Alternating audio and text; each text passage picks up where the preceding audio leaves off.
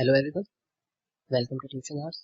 मेरा नाम संदीप यादव है और आज हम क्लास 6 एनसीईआरटी ज्योग्राफी का लास्ट चैप्टर 8 जिसका टाइटल है India climate vegetation and wildlife start करने जा रहे हैं। अभी तक हमने जो फर्स्ट 7 चैप्टर्स थे उन्हें हमने एक एक करके 7 वीडियोस में कंप्लीट किया है। सभी का डिस्क्रिप्शन, सभी का लिंक नीचे दिए गए डिस्क्रिप्शन बॉक्स में है। अगर किसी ने अभी तक इन लेक्चर्स को नहीं देखा है तो वो वहाँ से जाके देख सकते हैं। तो आइए चैप्टर 8 स्टार्ट करते हैं।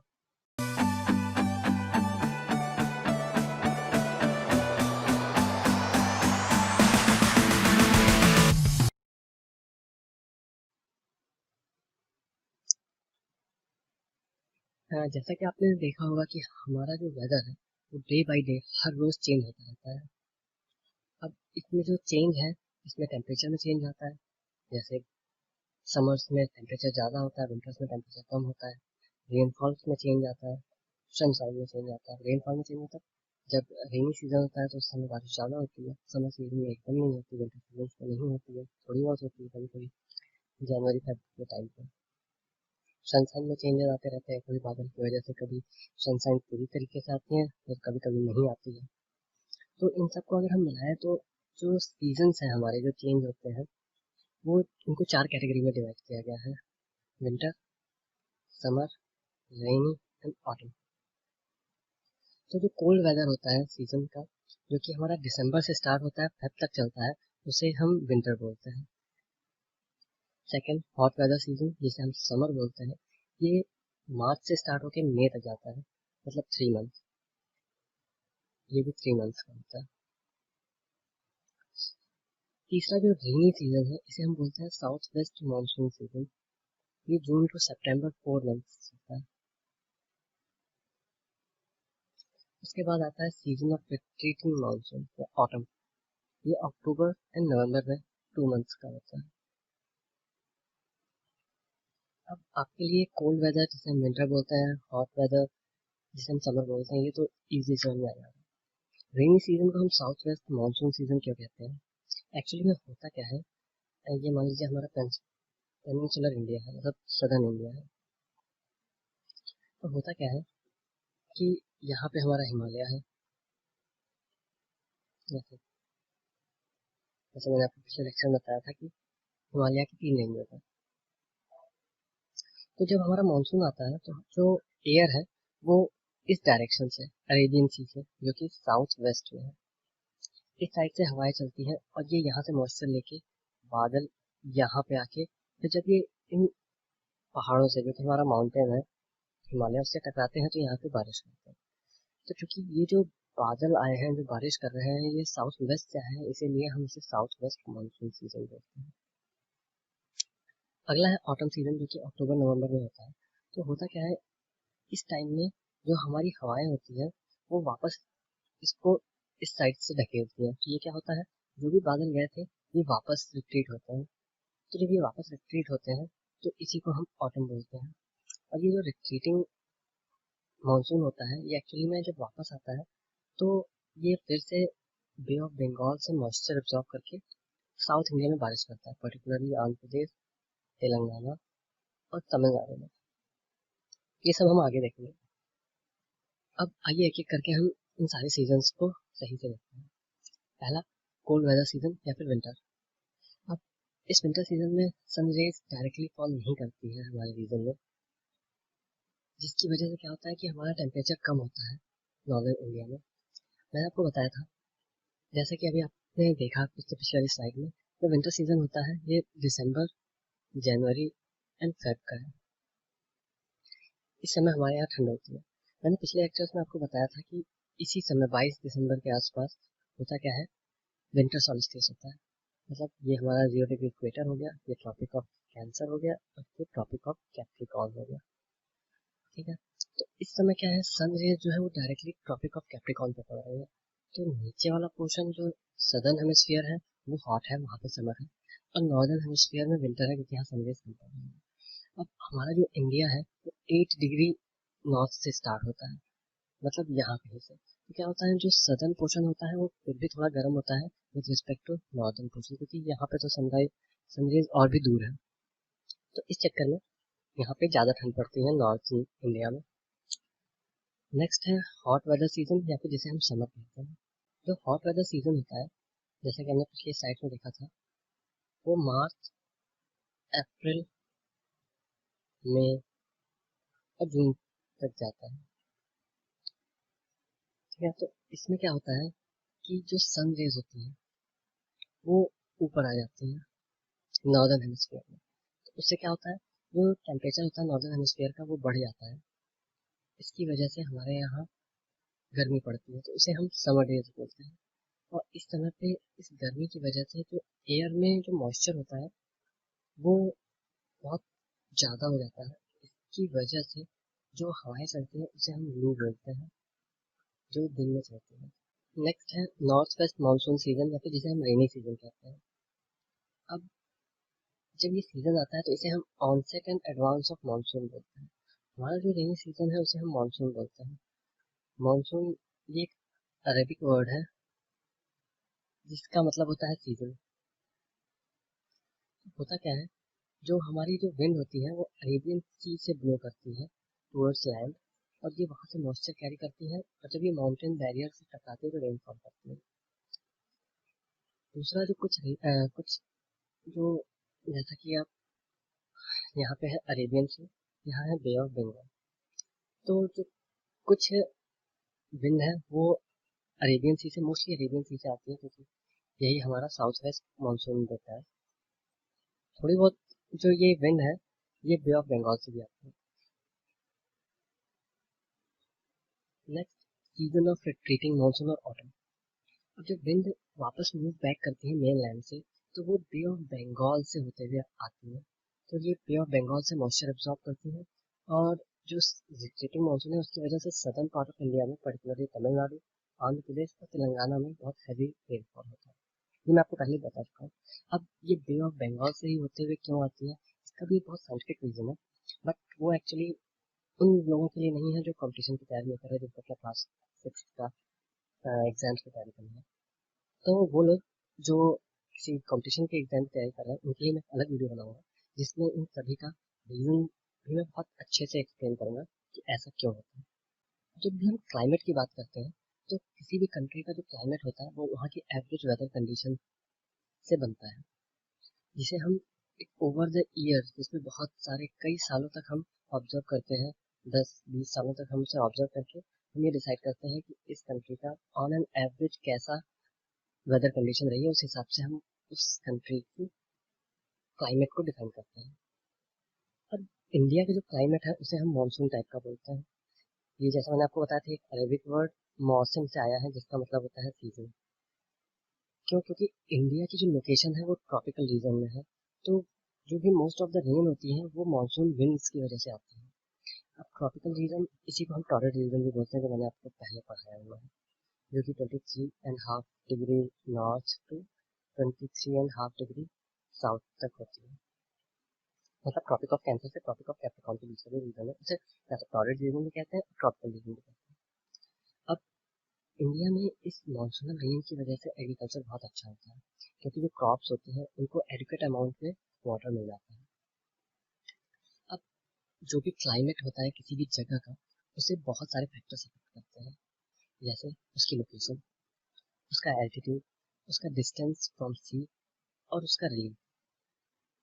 ठीक है, हमने अपने पिछले वीडियोस में देखा था कि जो इंडिया की टोपोग्राफी है, जो हमारा लैंड फॉर्म्स है, हमारे कंट्रीज में डिफरेंट टाइप के लैंड फॉर्म्स हैं। ऊपर से हमारी कंट्री का जो एरिया है वो भी बहुत वास्ट है, तो उसकी वजह से क्या होता है कि ये लोकेशन, एल्टीट्यूड, डिस्टेंस फ्रॉम सी और रिलीफ बहुत ज़्यादा चेंजेस आते हैं, जिसकी वजह से इंडिया में हम बहुत ही ज़्यादा टाइप के क्लाइमेट चेंज देखते हैं एक वन प्लेस टू अनदर।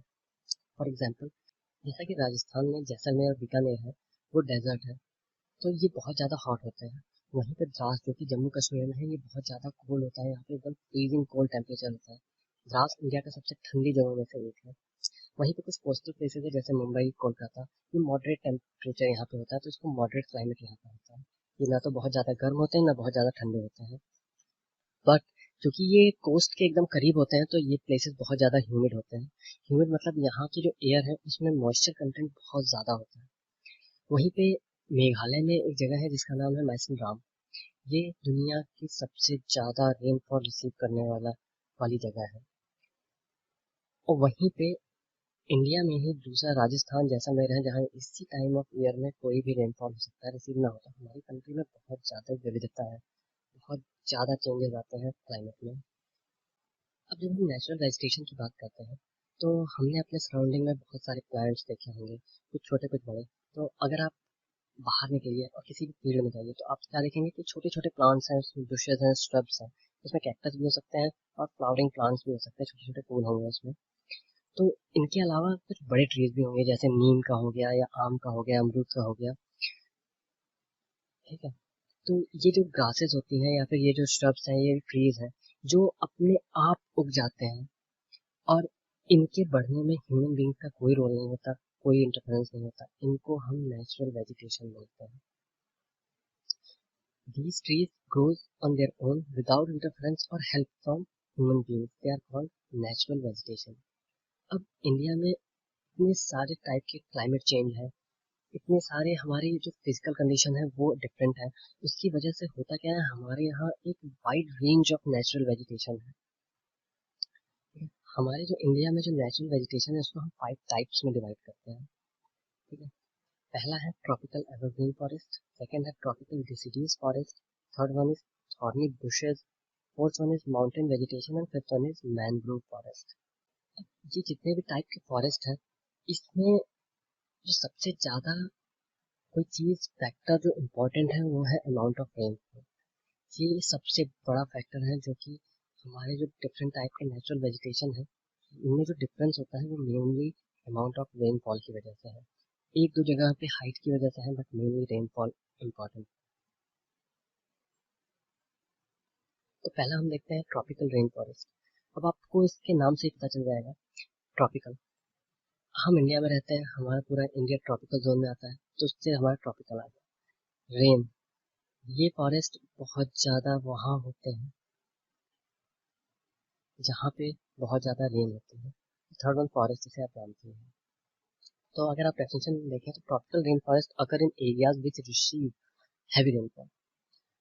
तो इसमें होता क्या है कि ज़्यादा है रेनफॉल की वजह से ज़्यादा पानी होता है, तो क्या होता है, ये ट्रीज बहुत अच्छे से ग्रो करते हैं। जैसा कि आप इस एग्जाम्पल में देख रहे हैं, कि आप देख सकते हैं ये फॉरेस्ट कितना घना है। एक्चुअली हुआ क्या है, यहाँ पे इतना ज़्यादा पानी होने की वजह से जो ट्रीज हैं वो बहुत अच्छे से ग्रो करते हैं। और जब ये बहुत ज़्यादा ग्रो करेंगे तो क्या होगा, ये कैनपी बना लेंगे, जिसकी वजह से क्या होगा, ये पूरा एरिया ढक जाएगा और सनलाइट नीचे तक नहीं पहुंचेगी। तो इनका ये एक बहुत टिपिकल फीचर होता है कि ऐसे फॉरेस्ट में नीचे जो ग्राउंड है वहाँ पे सनलाइट बहुत कम पहुंचती है। अब इन फॉरेस्ट में बहुत टाइप के ट्रीज पाए जाते हैं, जो कि अपने अलग अलग टाइम पे अपने जो लीव्स हैं उनको छोड़ देते हैं। अब होता क्या है, जो सबसे ऊपर है उन्हें तो लगातार सनलाइट मिल रही है, तो जब सनलाइट नहीं मिलती है तो उस समय वो अपने लीव्स को सेट कर देते हैं। वहीं जो नीचे वाले प्लांट्स हैं, उनको तो बीच बीच में, जब ऊपर वाले प्लांट्स पूरी तरीके से हरे भरे होते हैं, तो नीचे कैनोपी की वजह से नीचे सनलाइट ही नहीं पहुंचते, तो वो किसी और टाइम ऑफ द ईयर में अपने लीव्स को शेड करते हैं। तो इस तरह यहाँ पे जो लीव्स सेट करने का टाइम है सभी प्लांट्स का अलग अलग है। और इसीलिए इतना ज़्यादा जो वाटर वाटर की, तो इसकी वजह से होता क्या है कि थ्रू आउट द ईयर ये हमेशा ग्रीन दिखाई देते हैं हमेशा, इसलिए इनको एवरग्रीन फॉरेस्ट भी बोलते हैं। अब ये जो फॉरेस्ट होते हैं, इसमें जो इम्पोर्टेंट ट्रीज हैं वो है महोगानी, इबोनी और रोजवुड। ये तीन बहुत ही इंपॉर्टेंट, इसके अलावा और भी है, बट अभी हमें यही तीनों को देखना है, बहुत ज़्यादा याद करने का कोई फायदा नहीं है। अब ये रेन फॉरेस्ट होते कहाँ पे, फर्स्ट ऑफ ऑल जैसे मैंने आपको बताया, इन्हें सबसे ज़्यादा रेनफॉल चाहिए। तो रेनफॉल सबसे ज़्यादा कहाँ होती है, फर्स्ट ऑफ ऑल मैंने आपको बताया था कि अंडमान एंड निकोबार, क्योंकि ये हमारा आइलैंड है, आइलैंड के ऊपर ही है, तो वहाँ पे रेनफॉल बहुत ज़्यादा होती है। सेकेंड है नॉर्थ ईस्टर्न स्टेट, जैसे मैंने आपको बताया था कि जब अरेबियन सी से या फिर बे ऑफ बंगाल से ये लेके गुजरती हैं विंड्स मॉइस्चर को, तो पहाड़ों से टकराने की वजह से ये अपना बारिश करते हैं। तो जो हमारा हिमालय है, वो हमारा नॉर्थ ईस्ट में भी होता है, और बे ऑफ बंगाल ठीक उसके पास में है, तो जितना भी ये बादल बनते हैं, ये मैक्सिमम यहीं से टकरा के और यहीं पे बारिश कर देते हैं। इसी वजह से यहाँ मेघालय में जो मैक्सिमम है, यहाँ मैक्सिमम रेनफॉल होती है। तो ये भी हो गया कि नॉर्थ ईस्ट स्टेट्स में बहुत ज़्यादा बारिश होती है, इसलिए यहाँ पे भी ट्रॉपिकल रेन फॉरेस्ट होते हैं। इसके अलावा वेस्टर्न स्लोप ऑफ वेस्टर्न घाट, यहाँ पे भी मतलब जैसा मैंने आपको बताया था कि हमारे यहाँ दो माउंटेन रेंजेस हैं, एक है ईस्टर्न और एक है वेस्टर्न। ये है ईस्टर्न, ये है वेस्टर्न। अब क्या है, यहाँ पे भी ये पहाड़ है, ये वेस्टर्न घाट। तो होता क्या है, जो अरेबियन सी से एयर मॉइस्चर लेके जा रही है वो इन पहाड़ों से टकरा के यहीं पे बारिश कर देती है। तो यहाँ पे क्या होता है, यहाँ बारिश बहुत ज़्यादा होती है, जबकि क्योंकि मैक्सिमम जो बारिश हो चुकी है यहाँ हो चुकी है, तो इसके जो बाद, इस पहाड़ के जो बाद का एरिया आता है, यहाँ पे बारिश बहुत कम होती है। तो होता क्या है कि यहाँ पे जो बहुत ज़्यादा बारिश होती है, तो इसकी वजह से यहाँ पे हमारा एवरग्रीन फॉरेस्ट डेवलप कर जाता है। तो आपको कॉन्सेप्ट समझ में आ गया कि कैसे कहाँ पे ट्रॉपिकल रेन फॉरेस्ट होते हैं। तो आप एक आइडिया भी लगा सकते हो कि कहाँ कहाँ हो सकता है। नेक्स्ट है ट्रॉपिकल डिसीडियस फॉरेस्ट। डिसीडियस इसलिए बोलते हैं क्योंकि यहाँ पे जो अमाउंट ऑफ प्लांट्स हैं, जो ट्रीज हैं, ये थोड़े कम होते हैं with respect to evergreen forest, क्योंकि वहाँ पे वाटर बहुत ज़्यादा है, बहुत ज़्यादा बारिश होती है उन एरियाज में। तो प्लांट्स के पास एडिक्वेट वाटर होता है कि वो आसानी से ग्रो कर सके, छोटे छोटे प्लांट्स भी बड़े हो जाते हैं। यहाँ पे इतनी ज़्यादा बारिश नहीं होती है, तो वहाँ पे ये होते हैं। और इतनी ज़्यादा इनकी डेंसिटी नहीं होती है, इसलिए जो सन रेज है वो नीचे तक आराम से पहुँचती है। जो ट्रॉपिकल डिसीडियस फॉरेस्ट होते हैं, ये हमारे कंट्री का सबसे ज़्यादा एरिया इन्होंने कवर कर रखा है। इन फॉरेस्ट को मॉनसून फॉरेस्ट भी कहा जाता है, क्योंकि ये उसी समय इनको पानी ज़्यादा मिलता है जब मॉनसून की वजह से जो भी इन्हें पानी मिलता है, उसके अलावा इन्हें बहुत ज़्यादा पानी नहीं मिलता है। ये एवरग्रीन फॉरेस्ट से कम डेंस होते हैं। ये एक पर्टिकुलर टाइम ऑफ ईयर में ही अपनी लीव्स सेट कर देते हैं सारे के सारे। इनका एग्जाम्पल है पीपल, नीम और शीशम, साल, टीक। अब ये पाए कहाँ जाते हैं, जैसा मैंने बताया कि ये सबसे ज़्यादा हमारे इंडिया में यही फॉरेस्ट पाए जाते हैं। तो आप मैक्सिमम जो सेंट्रल इंडिया है आप उसको देख सकते हैं, जिसमें हमारा मध्य प्रदेश आ गया, उत्तर प्रदेश आ गया, बिहार, झारखंड, छत्तीसगढ़, उड़ीसा और पार्ट्स ऑफ महाराष्ट्र। तो अगर आप इंडिया का मैप देखें,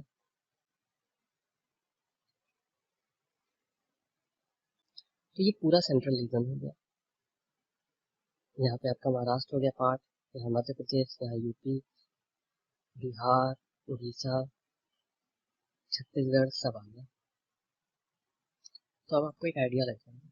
नेक्स्ट है थॉर्नी बुशेस। अब ये जो वेजिटेशन टाइप है, ये वहाँ होता है जहाँ पानी बहुत कम होता है। This type of vegetation is found in areas with very less rainfall. ठीक है, तो होता क्या है, यहाँ पे ऑलरेडी पानी बहुत कम है, तो एक तो बहुत ज़्यादा वेजिटेशन आपको देखने को नहीं मिलेगा।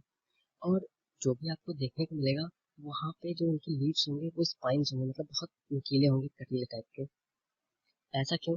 क्योंकि ऐसा करने पे क्या होता है कि जो मान लीजिए जो नॉर्मल लीफ होते हैं वो बहुत चौड़े चौड़े होते हैं, तो उसमें क्या सरफेस एरिया ज़्यादा है, तो जितनी धूप पड़ेगी उतनी ज़्यादा एरिया पे पड़ेगी, उतना ज़्यादा वाटर लॉस होगा, इवेपोरेट होगा। तो उस प्लांट के सर्वाइव करने के लिए इतनी डिफिकल्टी होगी। तो क्या होता है, इनके जो लीव्स होते हैं वो बहुत ज़्यादा शार्प होते हैं स्पाइस की तरह।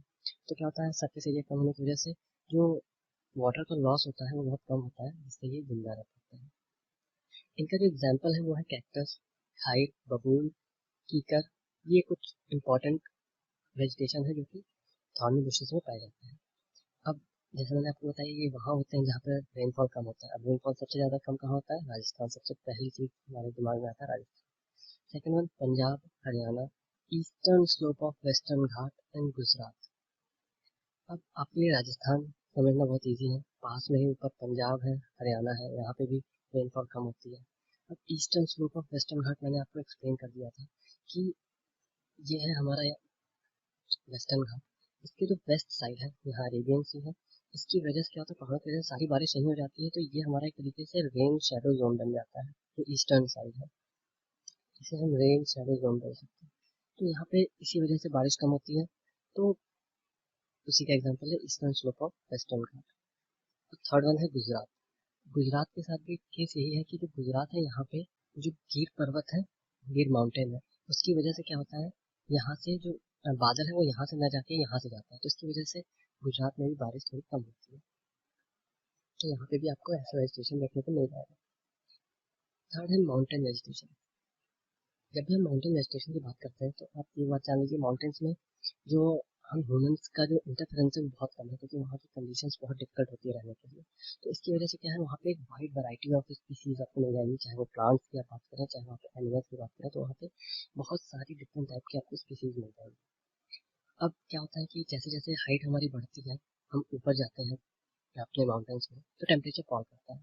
तो इसकी वजह से धीरे धीरे करके जो हमारा वेजिटेशन है, जो भी हमारे प्लांट्स हैं, वो भी धीरे धीरे करके हाइट्स पे कम होना स्टार्ट कर देते हैं। तो अगर हम हाइट की बात करें तो 1500 मीटर्स टू 2500 मीटर्स पे मोस्ट ऑफ द जो ट्रीज आपको मिलेंगे वो कोनिकल शेप के मिलेंगे। आप ये देख लीजिए, एग्जाम्पल है, कोनिकल शेप के ट्रीज मिलते हैं। ठीक है, इन ट्रीज को हम कॉनिफेरस बोलते हैं क्योंकि इनके भी जो पत्ते होते हैं, जो लीव्स होते हैं, ये बहुत ज़्यादा शार्प होते हैं। इनके जो एग्जाम्पल है वो है चीर, पाइन ट्री, देवदार ट्री। ये कुछ इंपॉर्टेंट ट्रीज हैं जो कि माउंटेन वेजिटेशन में आपको दिखते हैं। नेक्स्ट है मैनग्रोव फॉरेस्ट। अब ये फॉरेस्ट आपको पर्टिकुलरली कोस्टल एरियाज में आपको मिलेगा। ये फॉरेस्ट वहाँ पे होते हैं जहाँ पे सैलाइन वाटर होता है। सैलाइन वाटर कहाँ पे आपको मिलेगा? सीज में। तो उसके लिए आपको कोस्टल एरियाज में जाना होगा। सबसे पहले आपके बीच के जितने भी स्टेट्स हैं वो हट गए, तो अब आपके दिमाग में कुछ स्टेट्स बचे। अब उसमें भी हमारे यहाँ जो मैंग्रोव फॉरेस्ट मिलते हैं वो पर्टिकुलरली दो जगह पे मिलते हैं, एक वेस्ट बंगाल में और एक अंडमान एंड निकोबार में मोस्टली। थोड़ा बहुत उड़ीसा में भी है, बट वो बहुत ज़्यादा काउंट नहीं करते। थोड़ा बहुत महाराष्ट्र में भी है। तो जो वेस्ट बंगाल में इसलिए आता है क्योंकि वहाँ पे सबसे बड़ा जो मैंग्रोव फॉरेस्ट है उसे हम सुंदरबन बोलते हैं। ये आपके गंगा और ब्रह्मपुत्रा के जो डेल्टा बनता है, गंगा और ब्रह्मपुत्रा रिवर जब वो आके बे ऑफ बंगाल में जब वो जाती है तो वो एक बहुत बड़ा डेल्टा बनाती है, और इसी डेल्टा में सुंदरबन हमारा है। अब इसे हम सुंदरबन क्यों कहते हैं? क्योंकि इस यहाँ पे जो प्लांट्स है उसमें एक सुंदरी प्लांट है जो कि सबसे ज्यादा वहाँ पे पाया जाता है, और इसी से इस मैंग्रोव फॉरेस्ट का नाम सुंदरबन पड़ गया है। अब हमारे लिए सबसे ज्यादा इम्पोर्टेंट ये होता है कि हमारे लिए फॉरेस्ट इतनी नेसेसरी क्यों है, हम इस पे इतना जोर क्यों डाल रहे हैं। अब फॉरेस्ट हमारे लिए बहुत इंपॉर्टेंट होते हैं क्योंकि वो बहुत सारे फंक्शन परफॉर्म करते हैं जिसका हमें पता नहीं होता है, जिसका एक लेमैन को, जो भी ऑर्डिनरी पर्सन है, उसको नहीं पता होता, जिसकी वजह से ये सारी दिक्कतें हैं। अब सबसे पहली चीज, ये कार्बन डाइऑक्साइड लेते हैं जो भी इन्वायरमेंट में प्रेजेंट है, उससे अपना फूड बनाते हैं और बाई प्रोडक्ट के रूप में ऑक्सीजन रिलीज करते हैं। और वही ऑक्सीजन हम ह्यूमंस के लिए या जितने भी एनिमल्स के लिए लाइफ सपोर्टिंग गैस है। अगर ऑक्सीजन नहीं होगी तो हम लोग जिंदा नहीं रह सकते, एक मिनट भी नहीं जिंदा रह पाएंगे। तो आप सोच सकते हैं कितना ज़्यादा इम्पोर्टेंट है। उसके अलावा मैंने आपको ये भी बताया था कि जो इनकी जड़ें होती हैं, जो इनकी रूट्स होते हैं, ये सॉइल इरोजन को कंट्रोल करने में हेल्प करते हैं। होता क्या है, जो हमारा सरफेस है, जो हमारा सॉइल है, ये एक्चुअली में बहुत छोटे छोटे ब्रोकन पीसेस ऑफ रॉक है। तो ये क्या है, इनके ऊपर जब ट्री ग्रो करता है तो जो इनकी जड़ें हैं, जो इनके रूट्स हैं, वो इसको बाइंड कर लेती है। तो क्या होता है, अगर हैवी रेनफॉल हुई या फिर बहुत ज़्यादा तेज हवा चली तो ये जो सॉइल है ये मूव नहीं कर पाती।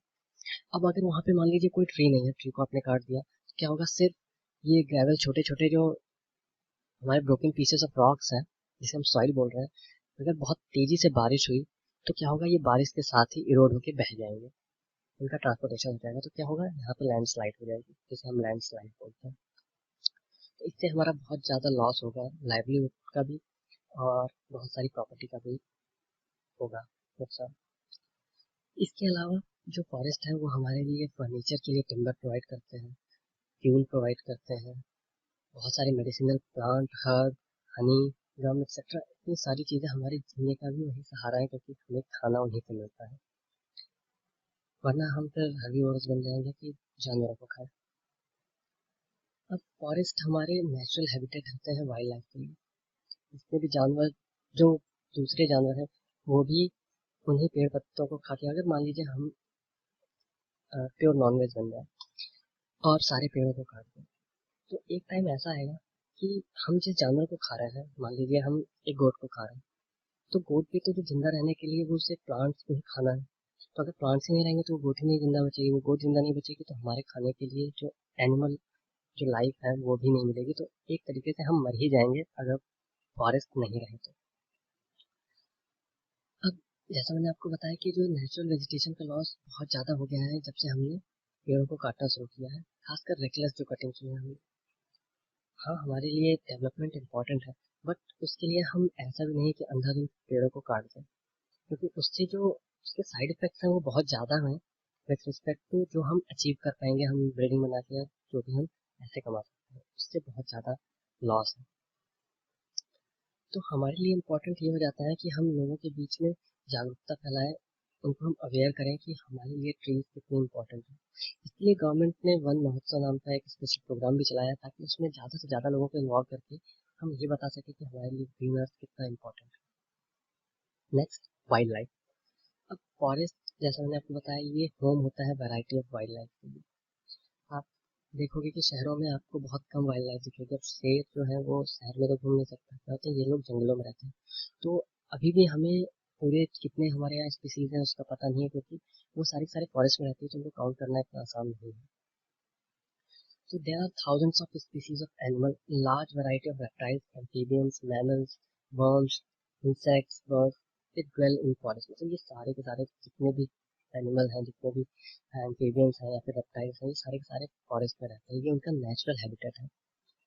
अब इस चीज़ को प्रोटेक्ट करने के लिए, लेकिन जैसे जैसे ह्यूमंस का डेवलपमेंट हो रहा है, जैसे जैसे हमारी पॉपुलेशन बढ़ रही है, हमें नई नई चीज़ों की ज़रूरत पड़ रही है, नई जगहों की ज़रूरत पड़ रही है, तो हम क्या कर रहे हैं, फॉरेस्ट को क्लियर कर रहे हैं। तो इससे क्या हो रहा है, ये जो जानवर हैं, ये जो वाइल्ड लाइफ है, इनका नेचुरल हैबिटेट खत्म हो रहा है। तो ये भी एक तरीके से खत्म होते जा रहे हैं। जैसे बहुत सारे ऐसे एनिमल हैं जो कि एक्सटिंक्ट हो गए हैं, या फिर कुछ ऐसे हैं जो बहुत ही इंडेंजर्ड कैटेगरी में है, तो बहुत कम बचे हैं। तो ऐसा ही कुछ हुआ था टाइगर्स के साथ। तो हमने सेव टाइगर, तो हमने उसके लिए टाइगर प्रोजेक्ट स्टार्ट किया। टाइगर हमारा नेशनल एनिमल है, ये हमारे लिए इम्पोर्टेंट है, और ये हमारे various parts of the country में, मतलब हमें लगभग हर जगह ही ये टाइगर मिल जाता है। इसके अलावा जो गिर फॉरेस्ट है राजस्थान में, यहाँ पे गिर फॉरेस्ट है, जैसे होता है यहाँ पे गिर माउंटेन्स भी हैं, उसके आसपास जो फॉरेस्ट है उसे गिर फॉरेस्ट बोलते हैं। यहाँ पे एशियाटिक लायंस पाए जाते हैं, ये इम्पोर्टेंट है, ये एक यूनिक स्पीशीज है। असम में, असम के जो फॉरेस्ट है वहाँ पे एलिफेंट और वन हॉर्न राइनोसोरस, ये इम्पोर्टेंट है, वन हॉर्न राइनोसोरस यहाँ पे पाए जाते हैं मोस्टली असम में। इसके अलावा एलिफेंट जो होते हैं वो केरल और कर्नाटक में भी पाए जाते हैं। आप देख लो, अगर आप साउथ इंडिया का कोई भी कल्चरल या फेस्टिवल देख लोगे तो वहाँ पे एलिफेंट आपको बहुत ज़्यादा दिखेंगे। तो यहाँ पे इनकी लार्ज क्वांटिटी है। पाए तो नॉर्थ इंडिया में भी जाते हैं, बट यहाँ पे मोस्टली पाए जाते हैं। अगर हम कैमल्स की बात करें या वाइल्ड एसेस की बात करें, तो सबसे पहले दिमाग में क्या आएगा, राजस्थान। तो ये सबसे ज़्यादा रान ऑफ कच्छ में पाए जाते हैं। और इंडियन ग्रेट इंडियन डेजर्ट, जो ग्रेट इंडियन डेजर्ट है वो हमारा राजस्थान में है, और रान ऑफ कच्छ ये गुजरात में है। यहाँ रान ऑफ कच्छ है और यहाँ पे हमारा ग्रेट इंडियन डेजर्ट है। अब वाइल्ड गोट या स्नो लेपर्ड, स्नो लेपर्ड से आपको समझ में आ जाएगा कि कहाँ का bears, they are found in Himalayan region, क्योंकि ये ठंडी जगहों पे रहते हैं। बिसाइड दीज और भी बहुत सारे एनिमल्स हैं, लाइक मंकी, वुल्फ, जैकॉल, नीलगाय, चीता, जो कि हमारे फॉरेस्ट में ड्वेल करते हैं, रहते हैं। जितना ज़्यादा हमारे यहाँ ये वाइल्ड लाइफ है, उतने ही हम रिच हैं बर्ड लाइफ में भी। पिकॉक हमारा नेशनल बर्ड है। और जो दूसरे कॉमन बर्ड्स हैं जो इंडिया में पाए जाते हैं वो है पैरट्स, पिजन्स, मैना, गीस, बुलबुल और डक। हमारे इंडिया में इनको सेव करने के लिए, इनको इनके नेचुरल हैबिटेट में रखने के लिए, ताकि ये हंटर्स से प्रोटेक्ट रह सकें, क्योंकि बहुत सारे लोग इनकी हंटिंग करते हैं, तो इसके लिए हमारे यहाँ बहुत सारी बर्ड सेंचुरीज बनी हुई हैं। इनके अलावा हमारे इंडिया में hundreds of species of snakes हैं जो कि इंडिया में पाए जाते हैं, जिसमें कोबरा और क्रेप्स की सबसे ज़्यादा इंपॉर्टेंट है। इंडियन कोबरा तो बहुत फेमस है। अब जब से हमने कट फॉरेस्ट की कटिंग स्टार्ट कर दी है, वहाँ पे जो स्पीसीज है उनकी हंटिंग स्टार्ट कर दी है, उसकी वजह से क्या होता है कि बहुत सारी जो वाइल्ड लाइफ स्पीसीज है इंडिया में वो एक्सटिंक्ट हो रही है। और वो ये जो एक्सटिंक्शन का रेट है ये बहुत ज़्यादा हाई है, क्योंकि बहुत तेज़ी से हम फॉरेस्ट को कट कर रहे हैं। तो इनको प्रोटेक्ट करने के लिए हमने क्या किया है, बहुत सारी सेंचुरीज बनाई है, बायोस्फीयर रिजर्व बनाए हैं, नेशनल पार्क बनाए हैं। और ऐसा करके हमने ये सब बनाया इसलिए ताकि ये जो वाइल्ड लाइफ है ये हमारे लिए उतनी इम्पोर्टेंट है जितनी कि एयर है या फिर वाटर है। तो इनको इनके ही नेचुरल हैबिटेट में रखने के लिए हमने नेशनल पार्क, सेंचुरीज और बायोस्फीयर रिजर्व बनाया। और इनको प्रोटेक्ट करने के लिए गवर्नमेंट ने कई सारे प्रोग्राम स्टार्ट किए, जिसमें है project tiger, project elephant start किए थे। ये तब स्टार्ट किया गया था जब एकदम से टाइगर्स की जो एक्सटिंक्शन होने लगा था, बहुत सारे टाइगर्स की डेथ होने लगी थी, क्योंकि ज़्यादातर हंटर्स इनको मार रहे थे। तो उसको सेव करने के लिए प्रोजेक्ट टाइगर स्टार्ट हुआ था और ऐसा ही कुछ प्रोजेक्ट एलिफेंट के साथ हुआ था। और हम इसकी अवेयरनेस और लोगों में फैला सकें, इसके लिए हर साल फर्स्ट वीक ऑफ अक्टूबर में वाइल्ड लाइफ वीक मनाया जाता है, जहाँ पे हम अवेयरनेस फैलाते हैं लोगों के बीच में कि इनको कंजर्व कैसे करें ताकि हमारा एनिमल किंगडम ये कंजर्व हो सके, ये जी सके।